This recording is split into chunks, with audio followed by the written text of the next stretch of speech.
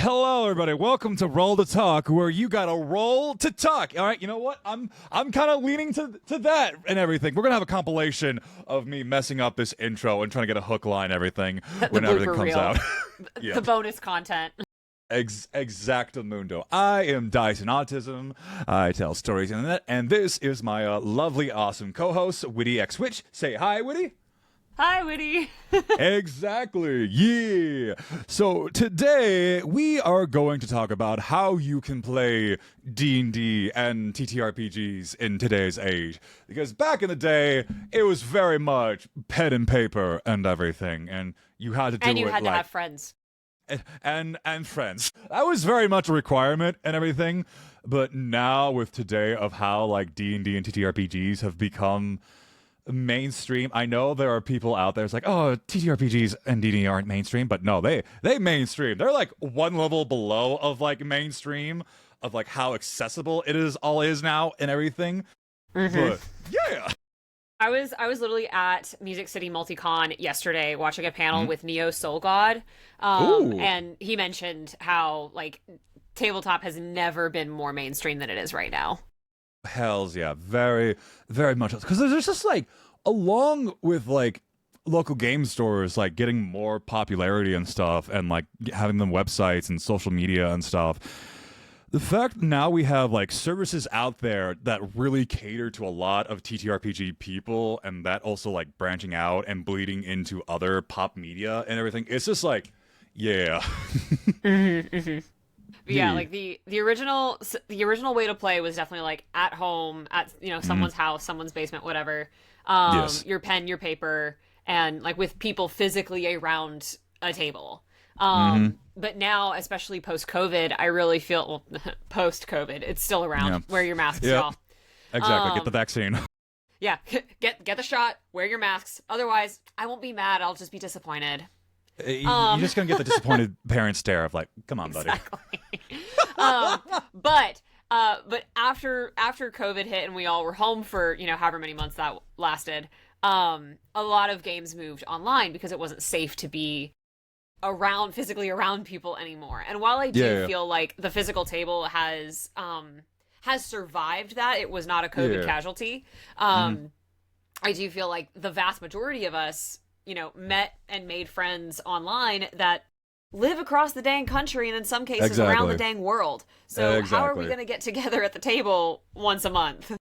Mm-hmm. Pretty much. And like doing online D&D TTRPG play is just a lot more convenient and easier and stuff, because you don't have to like worry about like traffic or like staying too late at a person's place and being like, oh, this is way too late, I have to go back and everything. Like just being at home and convenience and all that stuff is just like so much easier for people to be like, yeah. Yeah, there's a lot of that. Mm-hmm. Where is your favorite place online to play? Like honestly, like Discord servers, pretty much any like Discord servers, or just like a group of people playing on D&D and just being like a bunch of D&D nerds like, hey, want to like set up a game? We got like tables for one shots or like mini campaigns, very organized, well thought out and stuff. And I do really appreciate the fact that we have like websites who are like, hey, you want to hire a DM to like play with you and everything? You can totally do that. Like start Exactly. playing games and everything. And we have the new and up and comer Arcane Circle and stuff, which is pretty cool and all that. So it's like very much of everyone kind of like, hey, we're gonna give you like all the types of way you can play and everything. And there's also like Reddit forums and like people on the internet to look for it with people who want to like play D&D and other games and stuff. So yeah. Yeah. Your Discord servers, there's plenty of like company Discords. Yep. Magpie Games comes to mind. Yeah. Oh gosh, Cobalt Press, I'm pretty sure has one as well, but like so many have Yeah. like community play days, where it'll just be like a random pop-up, we need players for this table, we're just kind of running games. If you are looking for the physical around the table experience, conventions do that a lot. Oh yeah. There's always a game room at conventions. Yeah. But yeah, like you can play over Discord, you can play over Zoom. A lot of people prefer Zoom because Discord's audio can be a little bit wacky, Oh yeah. which is probably why we're not on doing this on Discord, but Nope. I don't trust Discord. Of like, I don't want it to like accidentally like shut down things while we're recording and be like, fuck. but then we've got Riverside, Podcastle, StreamYard. Yep. If you want to, you don't have to stream on StreamYard. You can just like have the video up. If you do want to stream, there's stuff like OBS, but yeah, there's lots of different options. And you mentioned start playing games, which again is very much like a higher DM situation. But also like DMs can put their games out there, and like, hey, this is what we're doing, and then people who are interested can fill in those table spots. Those player positions. Yeah, there's a lot of different ways you can get around to playing online. A lot of people use Roll20 as well. Yes. And I was talking to Neo Soul God yesterday, and I literally was like, I have not used Roll20 in years, but that is their preferred platform, is Roll20. And I was like, dude, why? But apparently, if you're like me and haven't been on Roll20 in years, apparently it is vastly improved. So yeah. It has vastly improved and everything. Like the fact that you can able to do like mods to like intricate things and all that stuff for like specific roles and modifiers and stuff. Pretty cool. So I'm like, yeah, I'm having a friend teach me how to like really do Roll20 because I want to like incorporate Roll20 like maps and stuff to like my D&D games and everything. So I'm just like, ugh. But Go ahead. Sorry. I was gonna say, yeah, Roll20 has this whole like community forum of where you can like look for games on there as well. That too, and everything. Yeah. It's a pretty active and very chilled community on there from what I've seen and stuff. So yeah. Yeah, it's sort of like the community boards for Roll20 are very much like start playing games, but without the higher part. Yeah, pretty much. So if you're an amateur dungeon master and not a professional one, you're not getting paid for it. Roll20 would generally be where you go. But I think they also have a paid option on there too. But again, it's been years since I've been on there, so I don't really know. No. There's plenty of other VTTs as well. With like D&D Beyond has their own VTT. Demiplane, like there's one more that's like really cool and it's like 3D. Tailspire, I want to say. That's it, yes. Yeah. I was like, it starts with a T. Yeah, Tailspire. Tailspire looks sick. It does look sick, and I was thinking like, hey, I could probably like look into that for like doing like the AP stuff for everything because it looked pretty cool. But then I found out you have to like buy seats for your other players and everything, which is like $15, and I'm like, okay. Don't really understand why, but maybe there's it costs money to look that cool. That's fair. And I'm just like, okay, that's going to be like an extra couple of bucks while doing like the base game and everything. So it's like, okay, maybe a later time and everything. But yeah.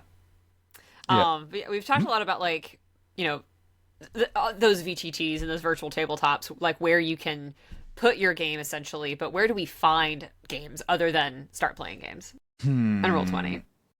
I think very much so.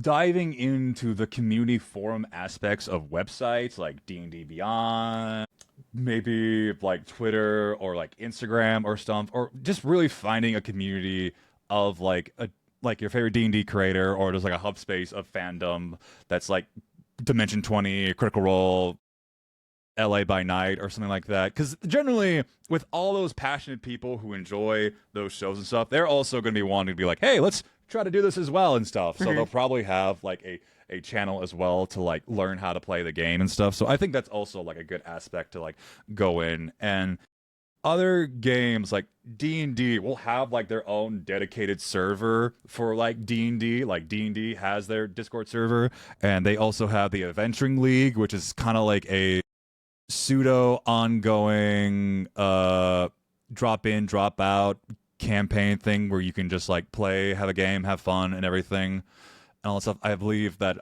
local game stores can also like do that as well, but I think very much you're gonna have to be a little bit brave, because I know socializing with people is scary, but you're gonna have to just like socialize and dive into the community and stuff. We've all been there. As someone with severe social anxiety, I know how it feels. It's yep. We're all anxious beings. Exactly. And I try to remind myself that kind of when we talk about like spiders or snakes and they're more scared of you than you are of them, which I don't necessarily think is true in certain scenarios. Like I'm not less scared of a copperhead. Let's be so real. Yeah. But a king snake, sure, maybe. Anyway, beside the point. But the idea being like these people that I'm anxious about talking to are very likely just as anxious and shy as I am. Exactly.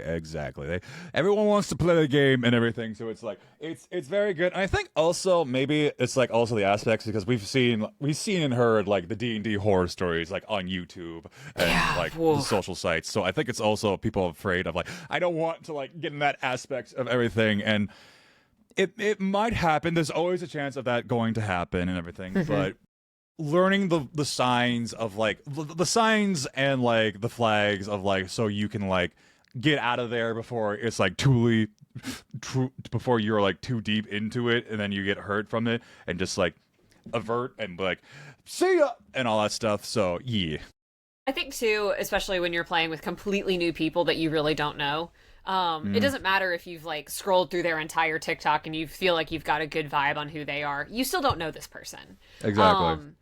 One thing I like to do with my characters in those scenarios is write a character who can leave pretty easily. Yes. You know, maybe they have a spouse back home, maybe they have kids back home, and they're literally just there for this one adventure for whatever the reason is. Maybe they're part of some, you know, organization that can call on them at any moment. And then they've got to dip out and go do whatever the organization needs them to do, whatever their boss tells them to do, essentially. So that's one thing I like to do in like the narrative to give myself an easy out if I ever need to take it. Another like, and sometimes I'd have to take it just because of my schedule. Like I've had to leave multiple games because we get to busy season at work, and I'm like, y'all, I'm gonna be staying until 9 p.m. almost every night. Like it's just I can't do it. And I'll be back in, you know, the summer or whatever, but whatever. Sometimes I have to use those. But the other thing to do is know that, again, you don't really know these people, which means you probably won't see them. So unless you're like really doing the con circuit and they're also doing the con circuit, chances are you'll never have to see them again. And there's nothing wrong with saying, I'm too busy, bye. Yep. If it's really getting dicey, just get out of there. Yeah.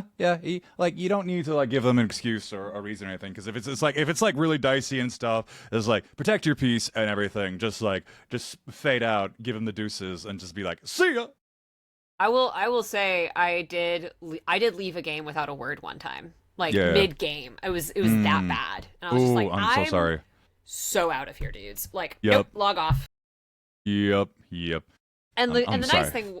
It was through Discord, and so like the nice thing was my audio was kind of getting robotic and trashy, and I was just like, oh no, my internet died. Yep. Yeah. But the real reason was I was like, I'm not sitting through this. This is terrible. Exactly. There were a lot of jokes that would not pass. Oh dear. A lot of jokes that were not good. So. Oh dear. I'm sorry about that, homie. But no, I mean, like you can go to, you know, there's going back to like where we can find these groups. Like there, like we've talked. There's con games all the time if you do the con circuit. Local game shops. A lot of bars and breweries are also doing like D&D nights right now. I forget exactly what it's called, but there's one in New York City. That I think has a few different locations, and my sister just applied and got the job to be a dungeon master with them, which like great, go sis. Hells yeah. But beside the point, like there's plenty of places like that. There's Dungeons and Drafts, which you can look up. They have multiple locations in different cities. Yeah, very very much so with that and everything. I think also one thing that does get overlooked and everything is that if you are interested and you have like several friends who are also interested as well, if they're like 3 to 4 people and everything, that's already like a group right there. So it's like you that's an avenue you can go to and everything and all that stuff. I started with one of my friends from high school and everything who got me into like D&D, and I was like, okay, cool, because the person knew me and everything, and we've been able to keep in touch. And so I was like, yeah, I got one person to be at my corner and stuff. So woo. And yeah, and then having like at least like one person who has like is a little bit of a veteran to like make sure to wrangle everyone of newbie experience. Because if you don't have multiple I would probably say like at least 2 or 3 like veterans, and then the rest are newbies. Because if you are a new person getting into D&D and you just like don't know where to go with it, it's gonna get chaotic and overwhelming so fast. Think you necessarily need the veteran as long as you have players that are going to be like cool, but it does help, especially with larger groups. If you're doing 3 to 4, even up to 5 players, you can probably do a bunch of new players and it be okay. But I think once you get past that, if you are adding a 6th or a 7th player, one of those needs to be more seasoned. Just because it will help you, the DM, as well. Even if like because D&D is massive. Like there's now hang on 5, 6, 7, at least 8 different rule sets for D&D. Because you've got the 5 regular editions, 3.5, 2024, which is 5.5 question mark, and AD&D. So you've got a bunch of different types. And those are the ones off the top of my head. There might be more. But like keeping all of those rules straight in your own brain is hard, especially when you're also trying to keep your world and everything that's happening in it. Just anything you have to do as the dungeon master in your head straight. Like having a seasoned player who can double check that rule for you, so helpful. Oh my gosh. Bless the players who do that. All hail the mighty rules lawyer, and they're using their powers for good. Hallowed be thy name. No, I think that's always important and stuff and everything. And also, I think it's important when it comes to like finding new ways to like play D&D is like the veteran players also being open to the new people and being like, hey, we'll direct you and get you there and everything and all that stuff, and not being gatekeepy and everything. And yeah, D&D and TTRPGs don't really have that problem per se and everything. It's not much anymore. Not much anymore. I feel like when D&D was trying to get super popular back again and everything, you probably had a lot of the old guard very much being like, well, back in my day, D&D was like this and stuff. But then I think very much everyone just be kind of like, no. As someone who definitely was gatekept from the hobby for a lot of years, I do think that this is again one of the things that I think COVID was a turning point for, because we were all bored and we were like, anybody who has time. I think there's been a big push in the tabletop industry itself, whether that be actual like game developers and companies, or if it's been streamers and influencers. Both of these have sort of pushed this of, we need to have more diversity, we need to have more women at our tables, more queer folks at the table, more Black BIPOC people at the table. Like, just so I think that the gatekeeping has definitely sort of fallen by the wayside in a lot of ways. But it definitely was a problem in the later 20-teens when I was getting into the hobby. Yeah. Very, very much so, and all that stuff. Because every once in a while, I'll meet someone who's like, "Oh, the only way to play D&D is like real life," and I'm like, "Yeah, like if there's something magical about playing real life D&D, and that's something I always want to do. But again, real life is just like chaotic wild magic in real form and everything. So it's just like gotta channel it somehow to make it more manageable. So online is a bit better." There is nothing wrong with, quote, the only way I want to play D&D is this way. Yeah. End quote. There's nothing wrong with that sentiment. Yeah. The problem is when you say that is the only way, period, to play TTRPGs or D&D. If we all have play styles, every one of us has a certain play style, and not all of our play styles mesh. I've been at many a table where I love the people I played with. I did not like how we all played that game together because I wanted something different than what they wanted, and that's fine. That's absolutely not a problem. But that means like, okay, maybe we're not the most compatible at the table, or I need to make some concessions with my own character. If I'm the odd man out, then it's my job to then bridge that gap if I want to keep playing with these people. But again, there's nothing wrong with me saying, oh, I prefer to play this type of game. Oh yeah, definitely. Some people want more slapstick comedy. Some people want more dark, gritty. And yeah, you probably don't want to blend those two groups together like too much, because someone's going to leave unhappy. But if you know that you prefer more slapstick, then you can say, hey, dark, gritty isn't really my thing, and vice versa. Yeah, definitely. And all that. Very much so. And I think also with like finding to play other TTRPGs like through cons and like especially through cons and stuff, because at cons you can try out these new TTRPGs that are coming and everything, and you just get like a little taste of a demo and you're just like, ooh, I'm really interested in the system and I would like to try it out and buy the books and everything and get to this little taste. Because when I first went to Gen Con, I got to play a one-shot of Candela Obscura when it was about to be released. I still want to play. It looks so cool. It's so good. It's so much fun. And playing it was so much fun. There was just like me and this other guy. So it was a very nice, intimate stuff and everything. It was still pretty fun. And I really love the system. And I really like how, because the DM will give you like the basic rules, understanding especially with like cons and stuff of how to do, and they'll provide the resources for you. And if you really like the system after like having like a paid session and everything, you can be like, yeah, I want more of this, and add that to your collection instead of like, okay, all of this this is like the popular one, I guess get all this, but I'm not really a big fan of the system, so yeah, exactly. And I think I said this on the previous episode, but again, like if you are, this mostly applies to D&D just because it is the most popular one, but if you do play it at a convention, understand that table has its own homebrew rules because we've been homebrewing this game for decades. So if you're going to run it later, make sure you read the rules. Oh yes, very, very much so, very much so.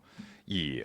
And also, I think one aspect that is always like a little underrated is because there will be some servers and games that will provide just like text-based like TTRPG and D&D experiences and stuff, which is like the most easy and convenient thing because you can like text and like message stuff as like campaign is going. It's not a lot of energy and everything, and that's like just like very, very good. So if you don't got a lot of time and everything and all that stuff, but you still want to try it out, that is always a good thing to do.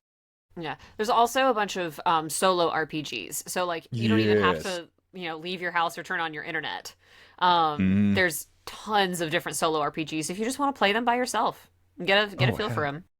Hells yeah. Oh god. Okay. I know Ginny D has a full video with a bunch of examples. I do not play a lot of solos because I don't have the time. But yeah. They exist. They do exist, and a lot of them look very, very cool. A lot of them are like can be like journal entry prompt like esque like stuff, which is always really cool and stuff. And I think the most popular one I do have on my shelf is the 1,000-year-old vampire and everything, where you're just like writing your experience as like this very old vampire, and I'm just like, I want to play this one of these days because it looks so fun. It's so fun to do and everything. So it's just like, yay.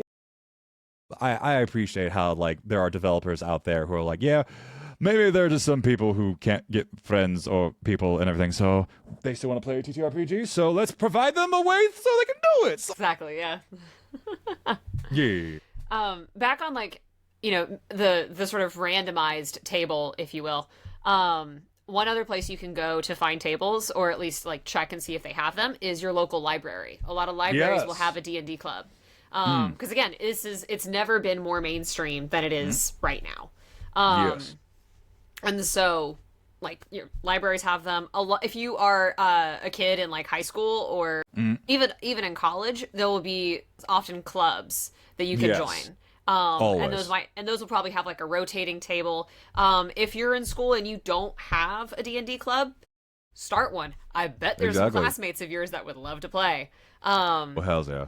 And so at Dragon Con a few years back, we did have a panel on starting a D&D club. We had this kid who had like just graduated high school come do the panel. It was really cool. We didn't fully record that, but our panelist mother did. And so most of those clips are on the Dragon Con tabletop Instagram, DragonCon_tabletop. So if you're interested in maybe how to get that started, you can go watch some of those videos. Yeah. I like how young people with like and here you go and all that really really cool and everything. The nerd. Exactly. Yeah.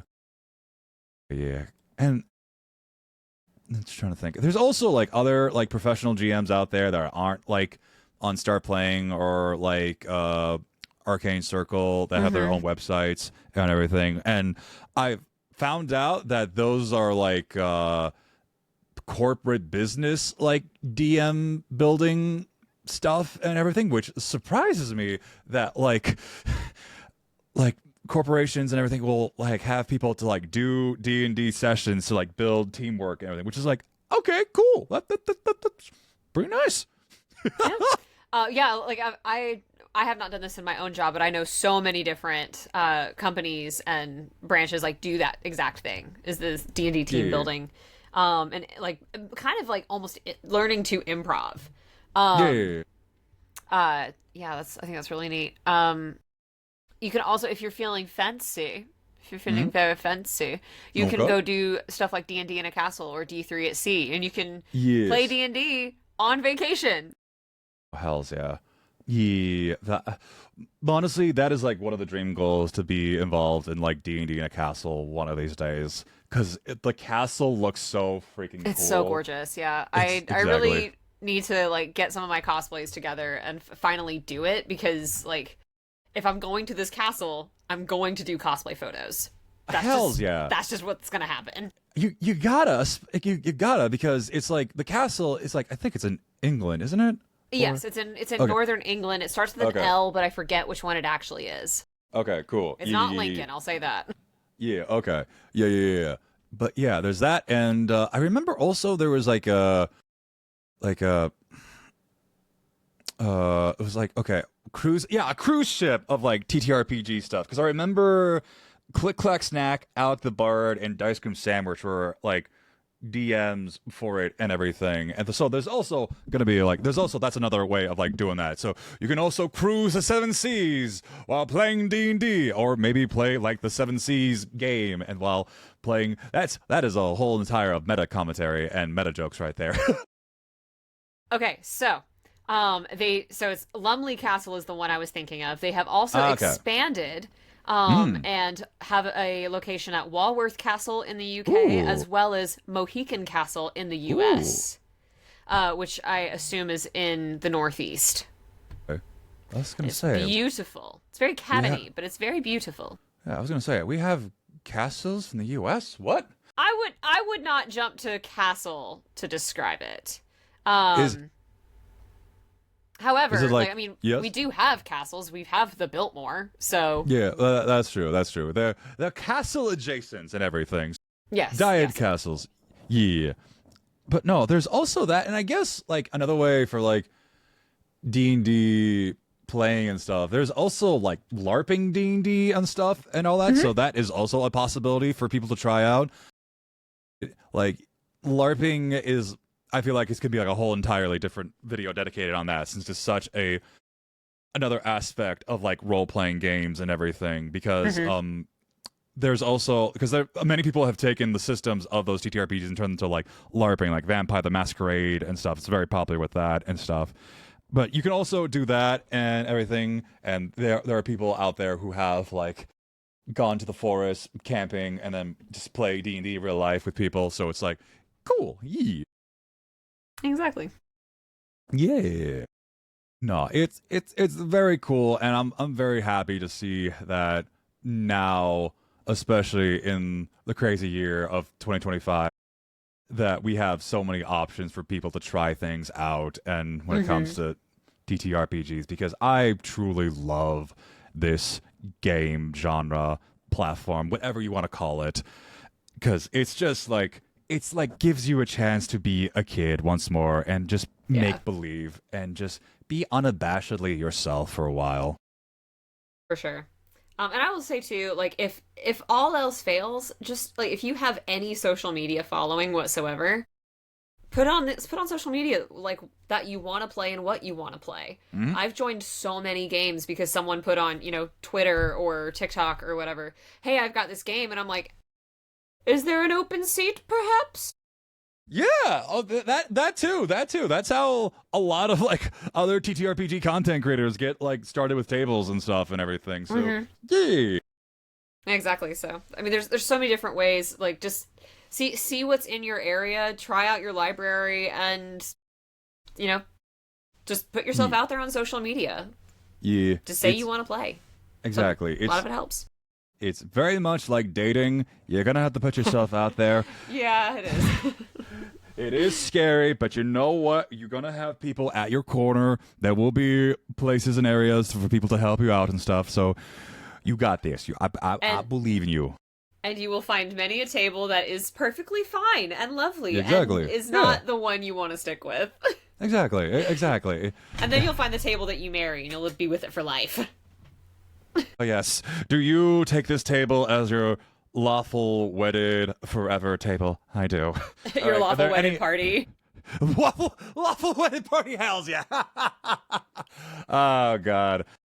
God, how would the objection go for that? Well, there's not really any objections in like real life weddings. Well, I suppose it's if the party objects to you joining forever.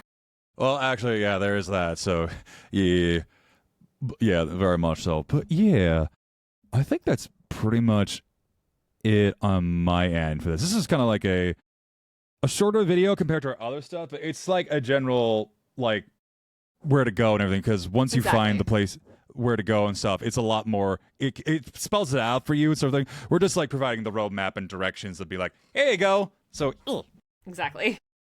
Yeah. Is there any closing remarks that you wanted to say about this subject and everything? No, other than again. I really want to hammer home the library because support your libraries. Yeah. They need it. Yes. They're awesome. And they're basically Blockbuster.